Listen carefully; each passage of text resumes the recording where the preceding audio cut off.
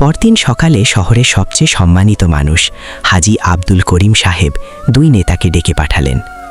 তিনি বললেন, তোমরা কি দেশকে ভালোবাসো? রাশেদ বলল, অবশ্যই। তানভীরও বলল, নিশ্চয়ই। বৃদ্ধ শিক্ষক দীর্ঘশ্বাস ফেলে বললেন, তাহলে কেন তোমাদের নামে মানুষ ভয় পাচ্ছে?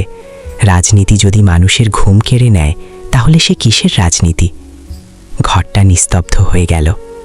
5 উপলব্ধির রাত। সেই রাতে রাশেদ একা নদীর ধারে বসে ভাবল, সে কি সত্যিই মানুষের জন্য লড়ছে নাকি নিজের জেদের জন্য।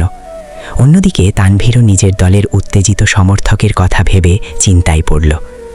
দুজনই বুঝতে পারল, রাজনীতি মানে যুদ্ধ নয়, এটা চিন্তার প্রতিযোগিতা, কাজের প্রতিযোগিতা। 6 নতুন সূচনা।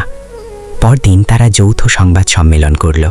রাশেদ বলল, আমরা প্রতিদ্বন্দ্বী, কিন্তু শত্রু নয়। তানভীর বলল, আমরা যুক্তি দিয়ে লড়ব, সহিংসতা দিয়ে নয়। দুই নেতা হাত মেলালো। সমর্থকেরা প্রথমে অবাক, পরে করতালিতে ফেটে পড়ল। শহরের দেয়ালে নতুন পোস্টার লাগল, শান্তি আমাদের শক্তি। 7 শেষ বার্তা। নির্বাচন হলো শান্তিপূর্ণভাবে। যেই জিতুক, শহর হারল না। মানুষ শিখল, ভিন্ন মত থাকা মানে শত্রুতা নয়, আসল জয় হলো মানুষের আস্থা অর্জন করা। শান্তিনগর আবার সত্যিকারের শান্ত হলো।